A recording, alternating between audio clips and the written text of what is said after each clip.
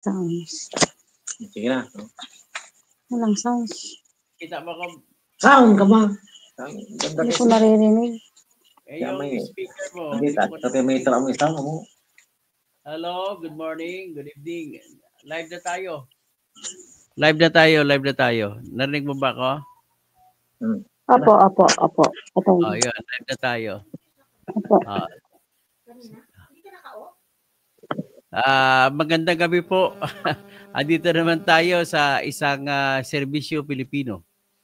Hindi to serbisyo publiko, serbisyo Pilipino.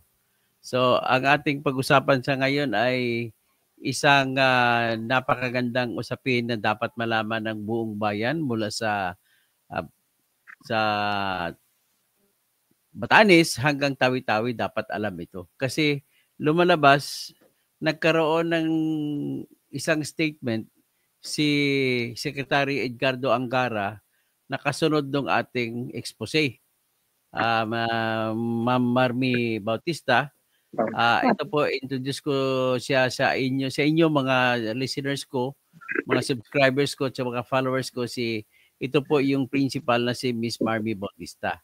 Siya po ang matapang na guro at principal sa San Fabian Integrated School na nagsiwalat ng katotohanan na nangyayari na bilyon pala ang pwedeng mawawala sa isang programa sa Department of Education patungkol po sa tinatawag na ALS, yung Alternative Learning Center, at saka SHS, yung Senior High School Voucher Program. Parehong voucher program ito, no?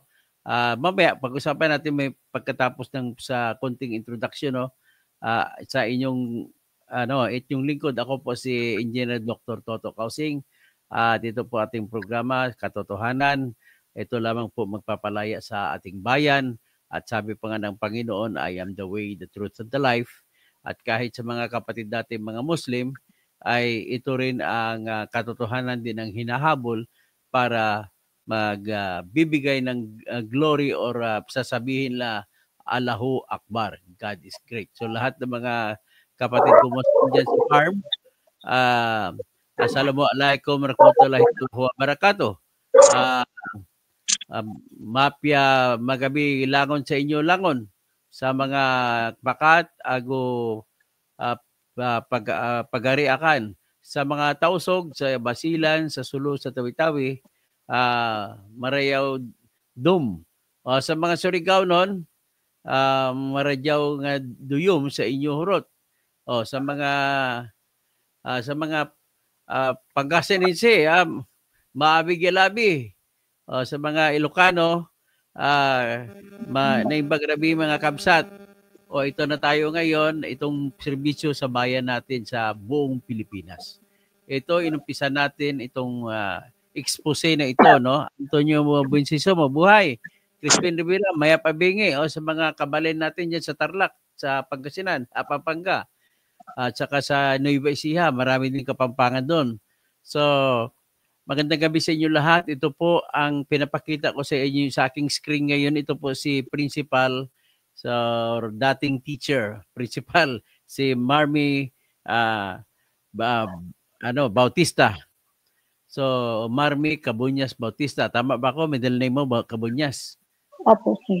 Okay. So, anyway, ito po, may kinalaman ito po sa naisiwalat kong expose noong isang araw na patungkol sa yung pagkukuha ng pera ng bansa natin diyan sa programa ng Department of Education na Alternative Learning System or at saka kasama diyan sa Alternative Learning Center yung mga mga below senior high school.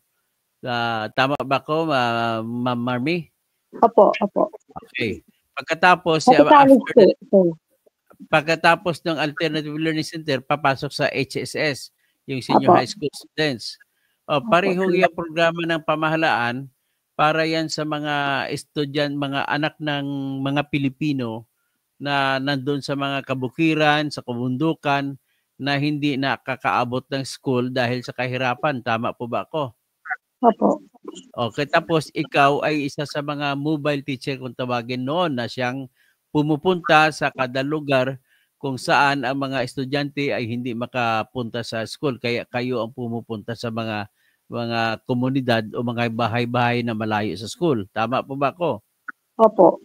Okay, so ngayon pwede ko sabihin siguro sa tingin ko lang ay ito yung dahilan na kakulangan din siguro ng school buildings at hindi kayo makapagpatayo ng dagdag na eskwelahan. Tama po ba ako? Dahil ito yung pangtawid gutom, kumbaga, ang ALS. Opo. Okay. Sa mga silong-silong po ng mangga lang kami pumapasok o kaya sa mga gilid-gilid lang kung pwede kami makalilim na pwedeng mag-aral ang mga bata, doon po kami pumupunta. Oo. So, linawin ko lang para malalaman ng ating tagapakinig bago mo na ikwento itong tungkol sa ghost students sa ALS or Social High School, Senior High School Project ay matagal ka nang nagtuturo din na bilang isang mobile teacher. Tama ba ako? Opo, sir. Since po na pumasok po ako sa DepEd, sa alternative learning system na po ako na permanent, naging volunteer po ako ng 6 years at 15 years po ako as a mobile teacher po ng San Fabian District 1. Sa San Fabian, Pangasinan ka lang ba nagtuturo noon o may iba pang lugar? San Fabian lang po, sir. Okay.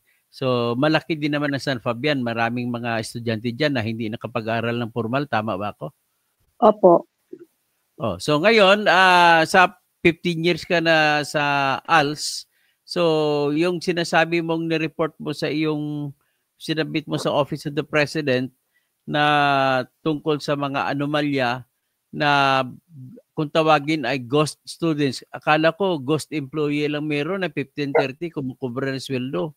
Hindi po meron din pala na ghost students. In-enroll, hindi pumapasok.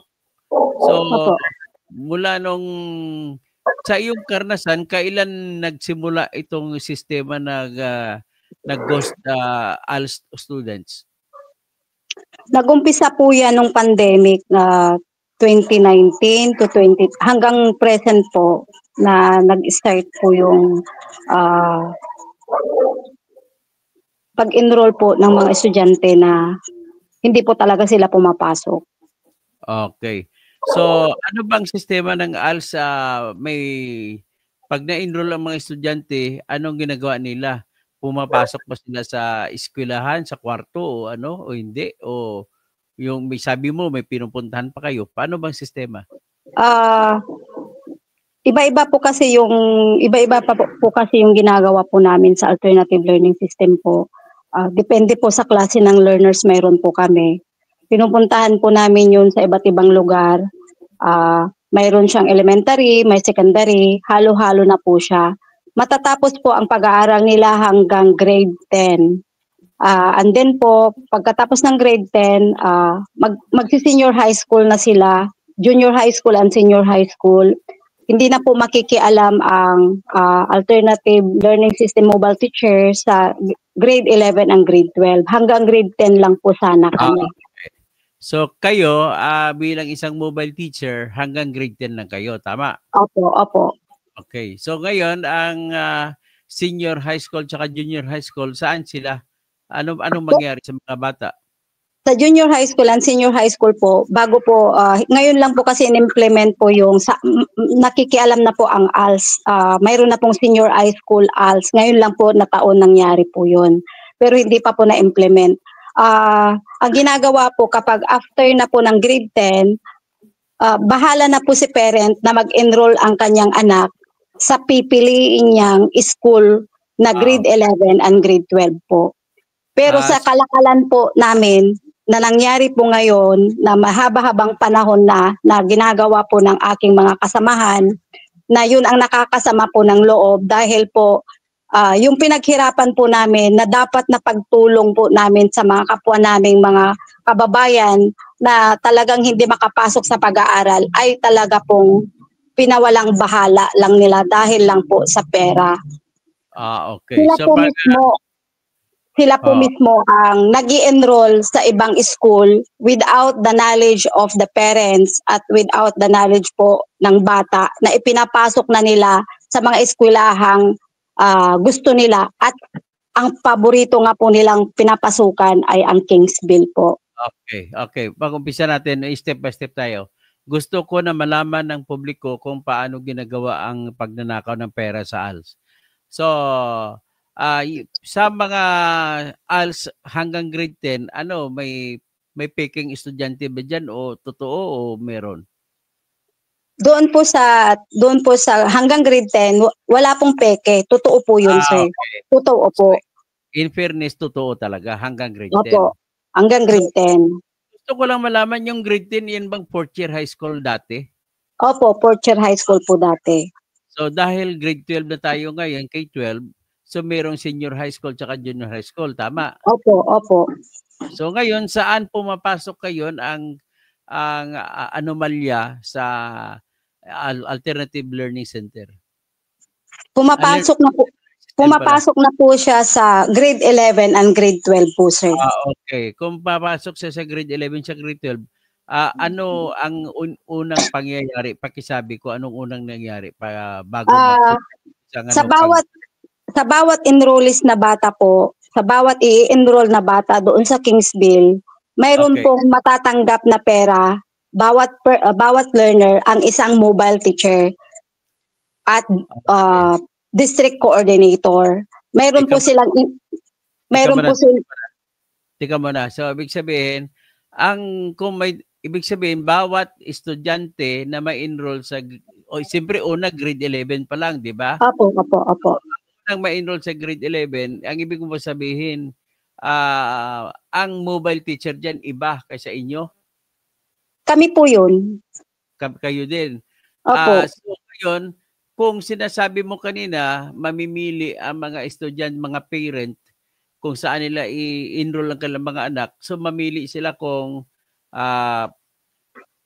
pribadong school o state university or state college. Opo.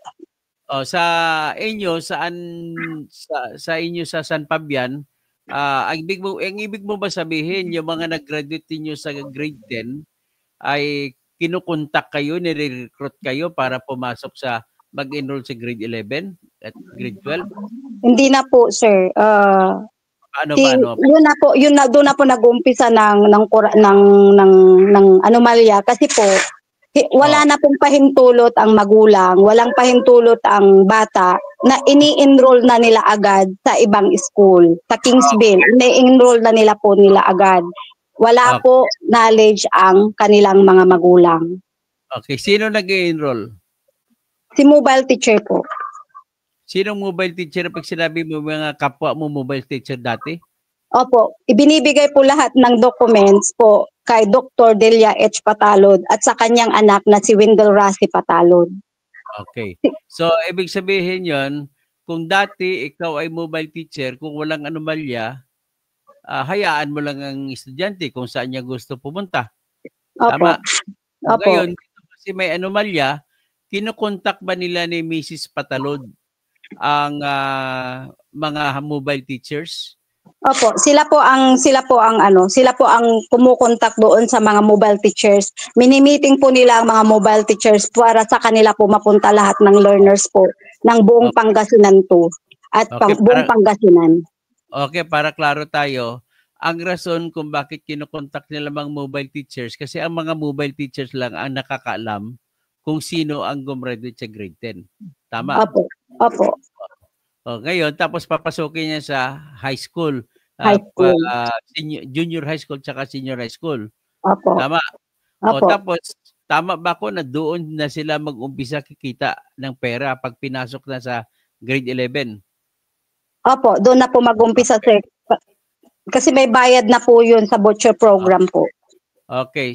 Ayon sa voucher program na nabasa ko sa anunsyo ng Department of Education, ang voucher program mula sa 15,000 hanggang 22,000.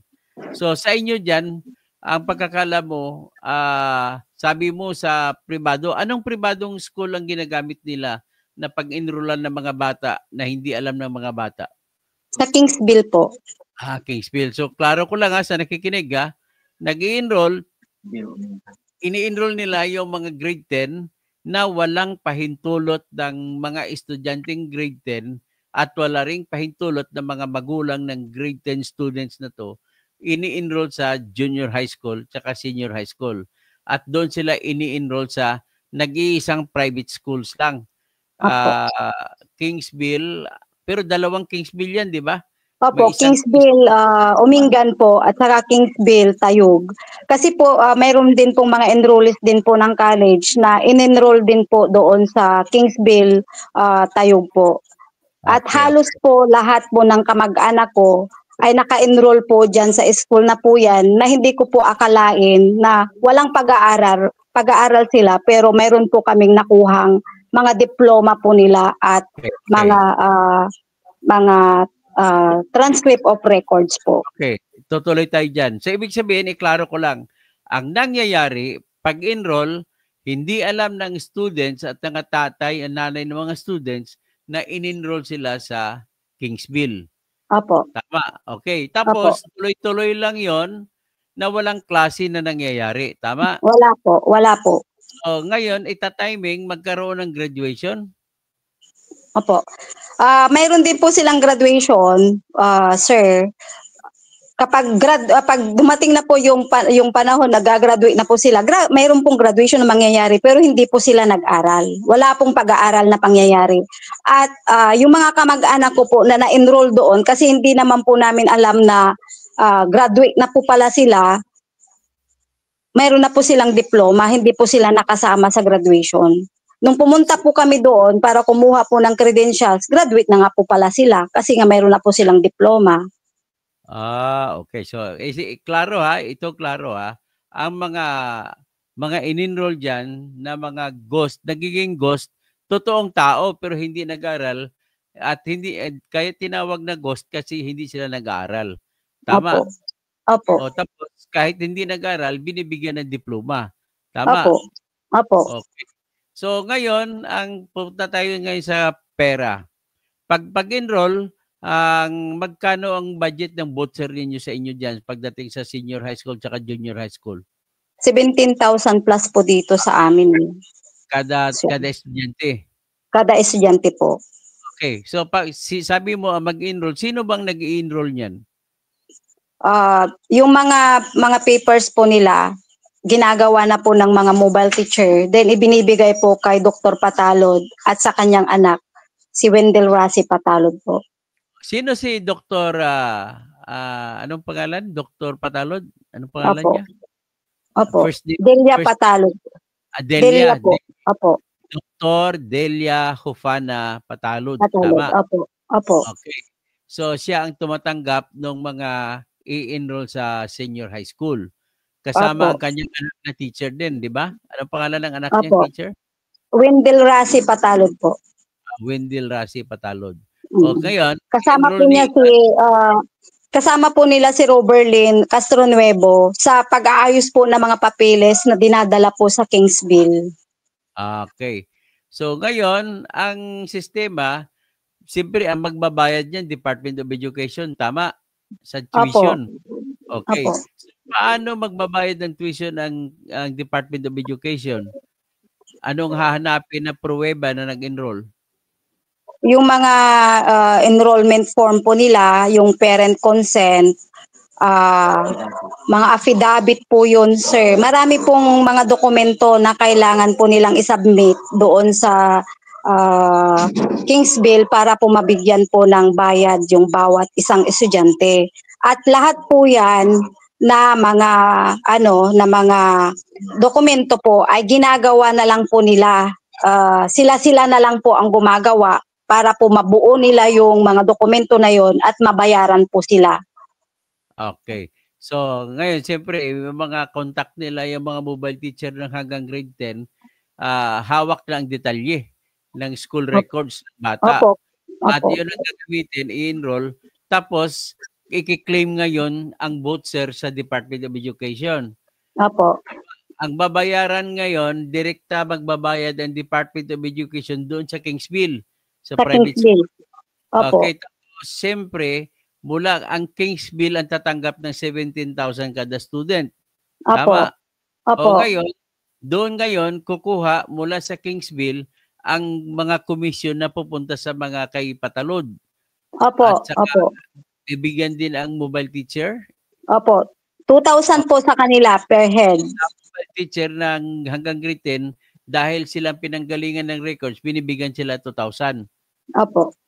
Alam ba ng mga mobile teachers na hindi totoong enrollment ang mangyayari? Alam po nila, sir. Kasi ako po mismo, nagsasabi ko doon sa mga hawak ko pong mga ALS ko po, sinasabi ko na po sa kanila na tumigil na po sila. Kasi we are all educators na kailangan magtuturo tayo. Hindi yung ipapasok mo yung bata na alam mong hindi nga naman nag-aaral at wala naman talagang mapag-aaralan dahil nga ibibigay lang yung diploma, parang diploma mill lang siya, pagkakapirahan lang ng dahil lang sa pera. Kaya yun po yung pinafight ko palagi sa kanila na tumigil na po sila at hindi po nila ako pinakikinggan. Ngayon sir, dahil hindi ko po makayanan yung ginagawa po nila, ako po mismo ang pumunta doon sa mga head ko sa division office na ako po na nagsasabi na ma'am tulungan po ninyo ako na itigil na po nila yung ganito kasi mali, sabi ko po. Pero wala pong nakinig sa akin sir. Wala pong nakinig ni isa. Wala pong nakinig. Kasi kung pinakinggan po nila ako, hindi po sana nagtuloy-tuloy ng maraming taon ang ginagawa po nilang anomalya sa Department of Education. Binigay mo sa akin na papel, hindi ko muna banggitin kung sinong nag-affidavit, pero sa kanyang affidavit, may binigay na listahan. Ipakita ko ang listahan na kumbaga parang payroll, listahan ng mga estudyante, pakita ko lang sa screen. Yan. At ang nakalagay po rito ay mga listahan ng estudyante. Ang isa sa Annex B ng ngayong reklamo ay umaabot sa 82 na estudyante. So kung kung 2,000 binibigay sa mobile teacher na to, kumita siya ng 164,000. Opo. Sa kanya lang yon. Sa kanya lang po yun. Dito, parang sa kanya rin ata, pero ibang listahan naman.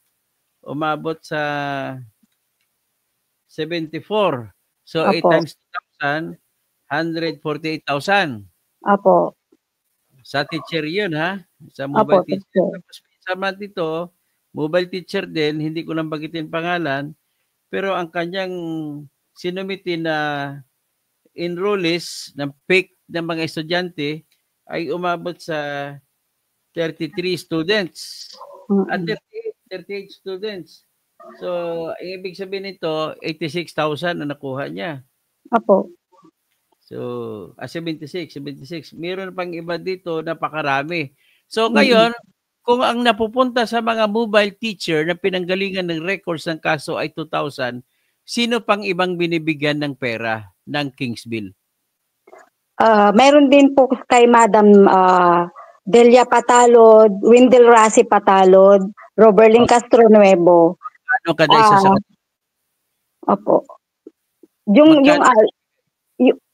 Doon kay Kwan, dati kasi ang alam ko po doon sa, hindi ko kasi alam kasi taon-taon po tumataas kaya hindi po hindi nakatatanggi ang mga mobile teacher kasi every time na malaman na nila na magwi-withdraw na yung mobile teacher, tinataas po nila yung porsyento. Kaya noon nag-umpisa lang po sila ng 500 until naging 2,000 bawat isa po. Kaya hindi na po nakakatanggi yung mga mobile teacher. Kasi malaking pera na rin po kapag kwentahin mo sa hirap ng buhay siguro at saka sa hirap ng ginagawa din ng trabaho nila na ikot-ikot. Doon na nila kinukuha siguro yung mga pinagagamit din sa ibang mga mobile teacher, mga mobile learners nila. Kaya nagagawa din po nila yung ganun. Pero mali pa rin po. Sana kung may pagtuturo na nangyayari, okay sana. Pero ang nangyari po kasi wala po eh. Hindi po nangyayari yung may learning session na nangyayari. Walang learning session na nangyayari po. Ako po ang magpapatunay niyan kasi po buong pamilya ko po ang naka-enroll dyan at binigay na lang po sa amin ang mga diploma at saka mga certificate. Actually, nasa akin po yun. Ipapakita ko lang po dito. Andito po sa akin ang diploma ng aking pamangkin. Graduate na po siya ng senior high school. Mayroon din po ako transcript dito ng OTR ng college dito, ng pamangkin ko din. Ilan po ito na graduate nang hindi po sila pumapasok. At nahiya po ako na magbigay po sa kanila ito dahil isang educators po ako at alam ko sa sarili ko na hindi sila pumasok at bakit po ibibigay ko ito sa kanila. Kaya ito po ay nakatago lang sa akin, hindi ko po ito binigay sa kanila. Nahiya po ako na ako mismo ang magbibigay sa kanila ito na alam ko pong hindi po sila nag-aral. Okay. So anyway, maraming concern dito mga taga-suporta natin. Nagtatanong dapat itinago kung identity mo.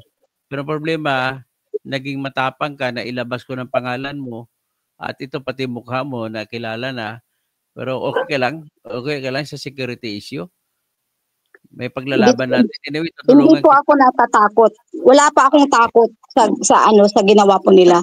Kaya nananawagan po ako kay Deputy Secretary Angara. Ako po mismo talaga ang pumunta doon sa opisina niya para idulog ang aking problema dahil sa hirap at sa mga harassment na ginagawa po nila sa akin, hindi ko na po makayanan ang ginagawa po nila.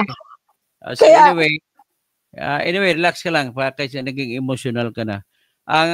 Proceed tayo. Anyway, pasalamat tayo una at nag-react na si Secretary Edgardo Sani Angara.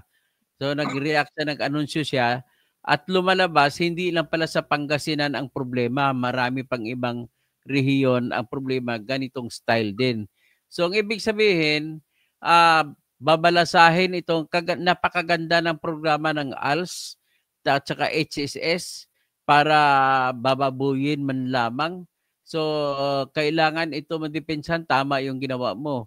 So anyway, yun lang po ang pinakamaganda nating resulta ng ating ginagawa ay umaksyon na rin po ang Department of Education. Ikaw ay nakasulat na rin doon sa DepEd.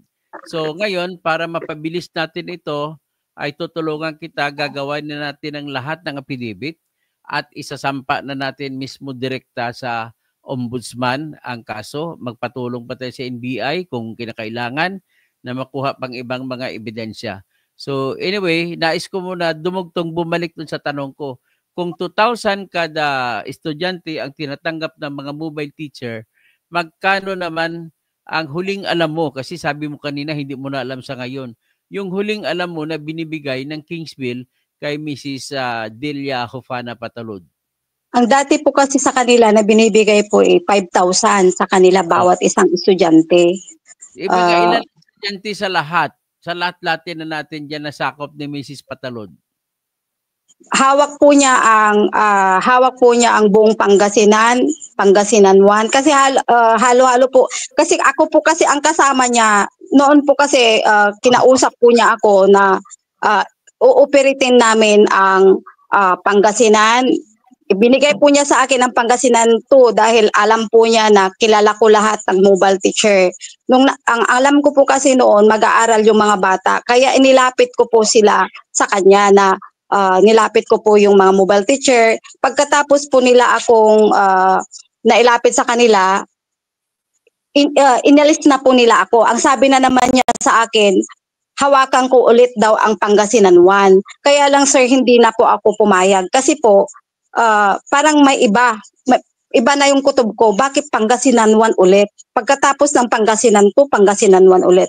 Pero nagtuloy po yung operasyon po nila dahil sa marami po silang kakilala. Nag-operate po sila ng Bawang, La Union, nag-operate po sila ng Baguio, nag-operate po sila ng Ordaneta, at nag-operate po sila ng pinakamarami po kasing operation po nila ay sa Pangasinan po ng buo. Mayroon din po San Carlos. May Baguio po dahil may mga kamag-anak ako ng Baguio na naka-enroll doon po sa Kingsville. At mayroon pa silang in-enroll na kapatid ko na nasa Canada. Paano mag-aaral yung kapatid ko nasa Canada? Hindi ko po alam kung ano pong ginawa nila. Bakit nagtataka na lang po kami. Bakit ganun ang mga nangyari? Kasi po ang data kasi nasa mobile teacher po at ang kapatid ko po ay dating ALS learners po. Kaya siguro in-enroll na nila na without knowing na hindi na po namin alam na naka-enroll po sila. Sige, okay, may nagre-request nga dito, nag-suggest na hindi ko pakita ang mukha mo pero at least napakita na natin. Anyway, tulungan kita sa matters of security. At ito na lang ang gusto ko malaman dahil napakalawak pala sakop, hindi lang pala Pangasinan. May Baguio City, may pati Ilocos pa, kuha pa nila. Tama ba ako? Opo. O, mga sa estimate mo, mga ilang estudyante ang ano nila. Kung tag 5,000 noon ang kinukuha ni ni Mrs. Patalod. So ilang estudyante ang apektado noon? Tag ilang 5,000 kwentahin ko lang. Meron bang 1,000? Doon lang po sa akin, doon sa San Fabian lang po. Kasi ilang municipalities po kami, 32 municipalities lang po sa Pangasinan 2. So sir, doon po sa amin, maabot po kami ng 500 plus doon sa San Fabian 1 lang. Kung i-compute mo po 'yon, malaki-laki na. Kasi yung nag-affidavit po kasi na naisama po diyan ay yung dalawa lang. Yung isa po hindi po naisama kasi ayaw po niya. Kasi nga po, ayaw po nga nila na madamay po sila, kaya inirerespeto ko naman po yung ano, pero pag investigasyon na po siguro sasama din po rin sila. Sa buong Pangasinan po, aabot po yan siguro kami ng nasa 10,000 na mga bata na nag-enroll doon sa Kingsville. 10,000. Opo. 10,000. May college pa po yan kasi sir, may college po yan. Na nasa 5,000 siguro yung college niyan. Kasama po nila ako sa group chat nila sa college, sa Kingsville, sa elementary. Kasama po nila ako sa group chat po nila. Pero doon nung lumabas na po yung issue, nilabas ko po na ganito ang kinikita sa division office namin. Tinanggal po nila ako sa group chat. Kaya hindi ko na po nakikita kung ilan na po ang data doon sa Okay. sa Anyway, senior high school. Sa college lang po, nakapasok pa rin pa ako. Hindi pa po nila ako natatanggal. so anyway, for the purpose of dyan na may general na tayo na alam, so sa sinabi mo 10,000 sa SSS o senior high school, tapos 5,000 sa college. So umabot ang kwentada ko ay 170 million plus 85 million. Yan po, so 255 million ang kinikita sa isang taon. Opo. Minus pa yan, no? Mababa pa yan. So ngayon sa 5,000 lang yan, sa 17,000 lahat. So Opo. pag pinaghati-hatian niya, so naghati-hati yung mobile teacher tag 2,000 bawat isa. Opo. Tapos si Mrs. Patalod 5,000. Yung Opo. boss ni Mrs. Patalod, magkano tinatanggap? Po. Sino ang boss ni Mrs. Patalod? Kasama po dyan si Dr. Petilla at saka si Madam Vivian, pero hindi ko po alam kung magkano po ang napupunta sa kanila. Hindi ko po alam kung magkano po yung figure na napupunta po sa kanila. At saka kasi po si regional director po natin. Klaro ko lang, Dr. Vivian Luz Pagatpatan. Opo. Yan ang Pangasinan 2 Schools Division Superintendent. Opo. Okay, siyang hari, kumbaga, hinati sa dalawa ang Pangasinan. Siya yung Opo. boss ng hati. Sino naman si Petilla? Anong pangalan ni Petilla ulit? Jupiter Petilla po. Siya po ang education program supervisor po ng Alternative Learning System po ng Pangasinan 2 po sir. So, alam ba nila nangyayari nito na 17,000 na binibigay lang sa Kingsville na walang estudyante nag-aaral? Alam po nila yan, sir. Kasi ako po mismo nagsasabi sa kanila. Kasi po, bago ko po ito siniwalat po, sir, sinabi ko na po sa kanila, natulungan po nila ako. Kasi sakalang po lang po ako lumabas kasi ng ganito, sir, na isiniwalat na po sa kanila.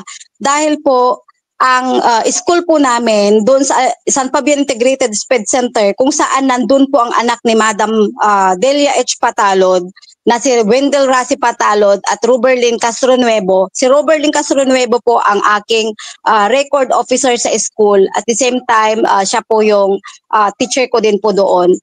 Naging lumabas po kasi ang issue na yan, sir, dahil pati formal learners ko po sa San Fabian Integrated SPED Center ay kinukuha na po nila na ini-enroll sa Kingsville. Hindi na po sila nakontento doon sa mga out of school youth na mga learners, pati panin po yung mga formal learners na nandun sa mismo sa loob ng eskwelahan. siniserox po nila yung record po namin sa school at ini-enroll po nila doon sa eskwelahan. Sinabi ko po ito na problema sa aking mga boss sa DepEd na sabi ko, sir, tulungan po ninyo ako. Nagdi-decrease ang number of enrollees ko sa San Fabian IS dahil po lahat na ng learners ko ay ini-enroll na sa Kingsville.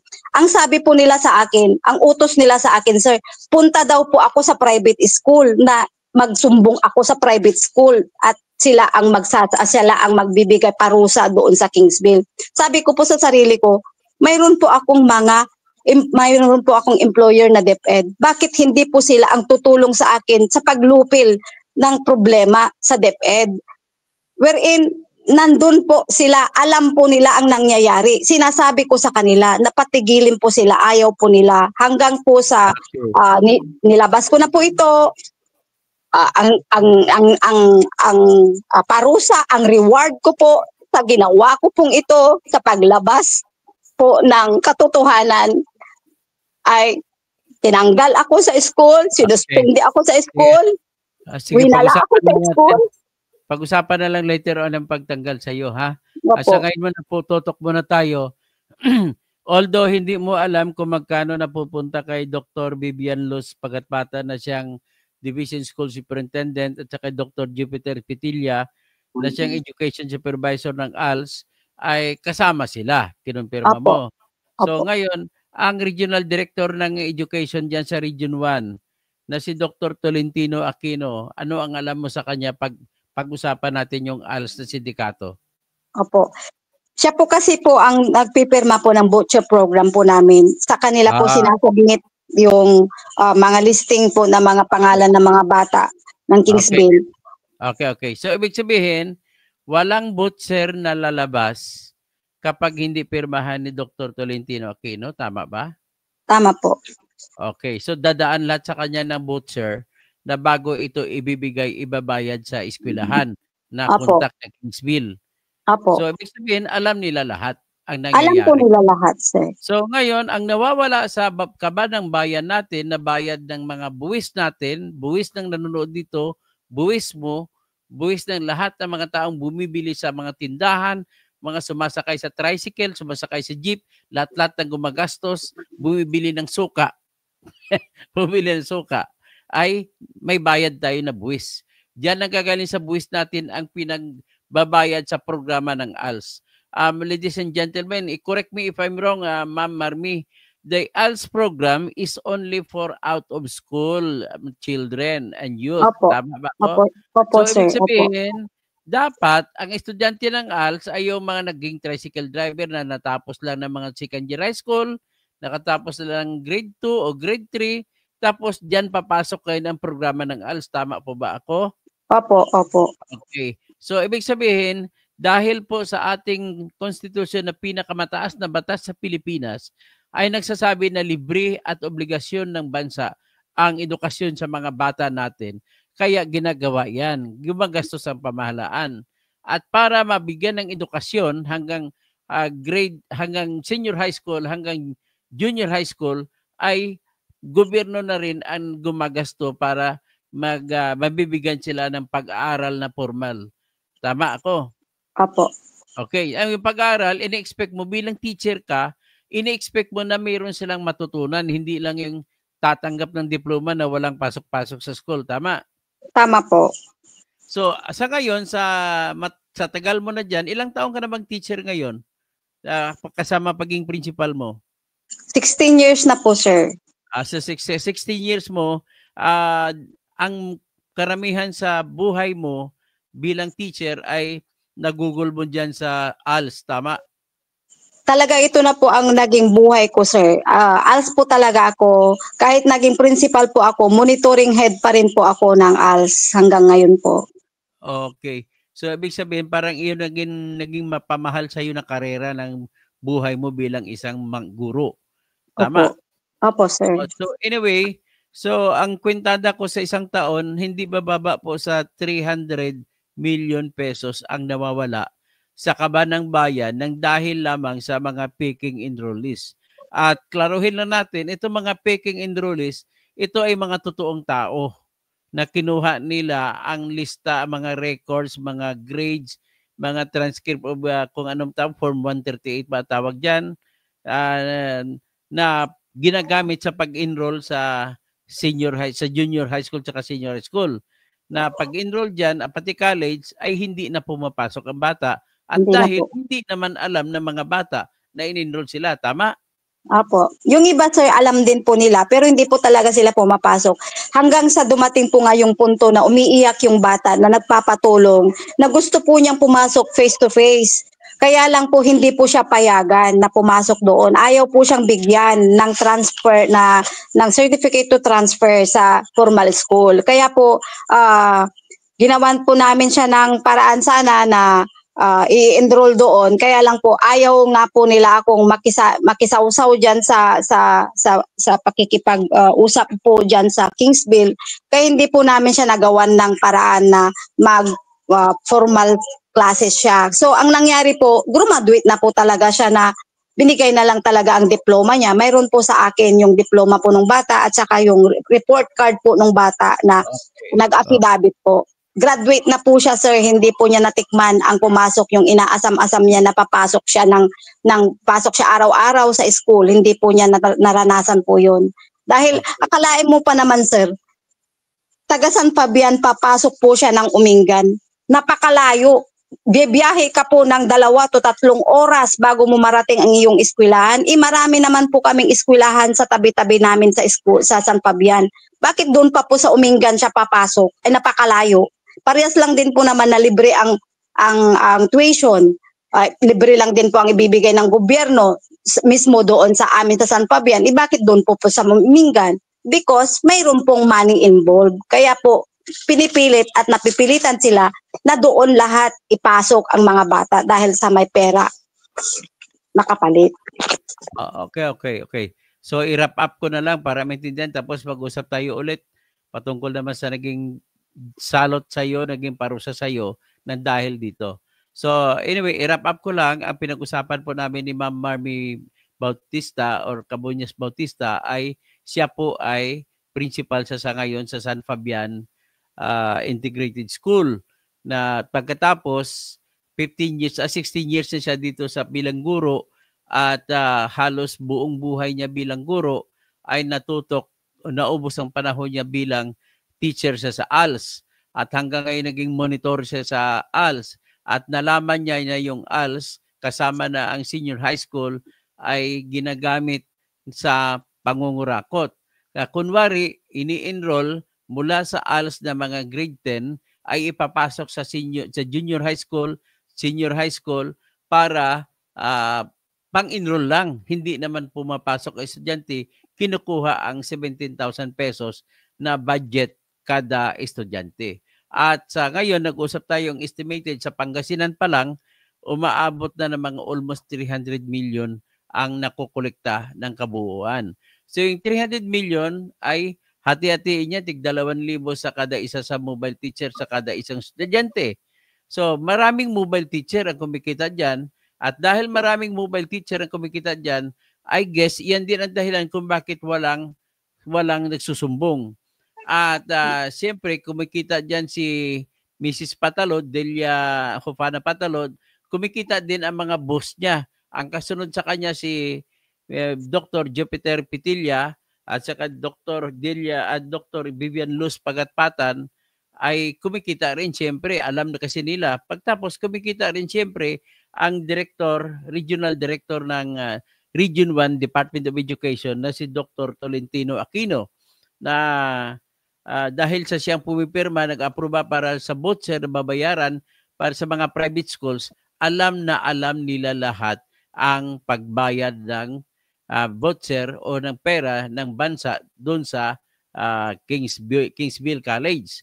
At kung alam nila, imposible na hindi nila alam ang nangyayari na puro ghost students lamang nangyari. So tama, yan lang shortcut natin.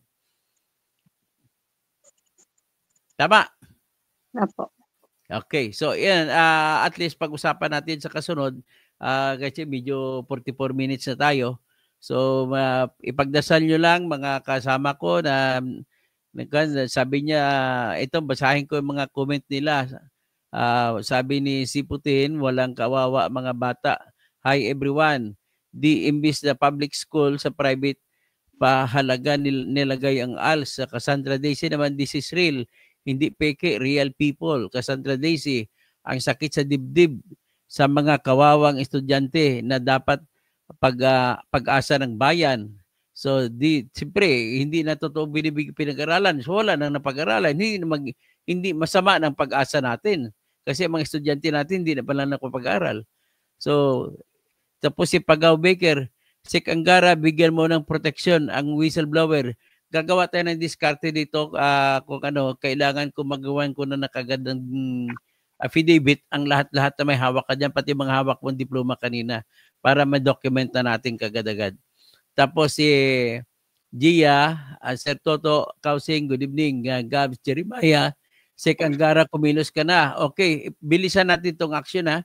Bingliwag kahit ano sa gobyerno ay may anomalya. Marilyn Pabian, Imelda Fara, Natingo, another strong witness. Tulad ng nagsisiwalat, ikaw nga tinuturo nila. Si Marilo Fabian, how many years na po ito nangyayari?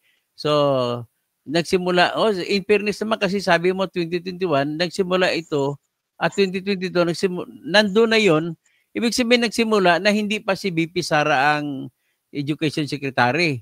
Nagpatuloy na si BP Sara at ngayon na-discover sa panahon ni Ed Angara kasi niwalat mo.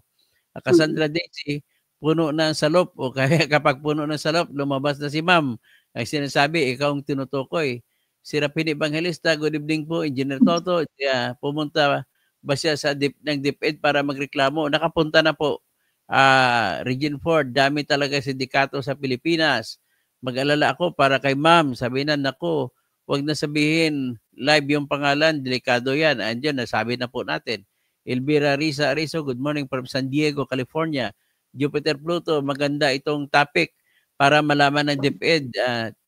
Pati ba naman mga eskwelahan may kalukuhan. Amado Fabian, tapos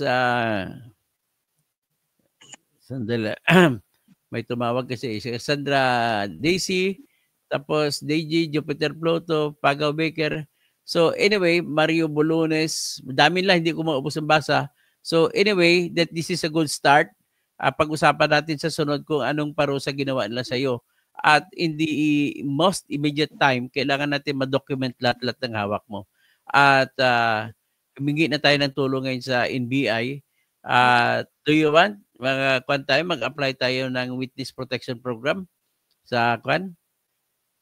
Kaya lang, pag Witness Protection Program ka, pwede naman hingiin mo na mayroon ka lang mga security guards, bodyguards habang nagtuturo ka, or pwede rin na mas i-off mo na titira ka doon sa witness protection na bahay. Depende, pag-usapan na lang natin.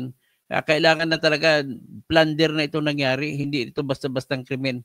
So Jan Carla Tuazon Katbagan, ask ko lang kung alam po lang ng made of learning, kung alam niyo po ba ang mode of learning sa Kingsville na tinutukoy mong learners, ma'am? Alam mo ba niya kung anong mode of learning na ginagamit sa Kingsville?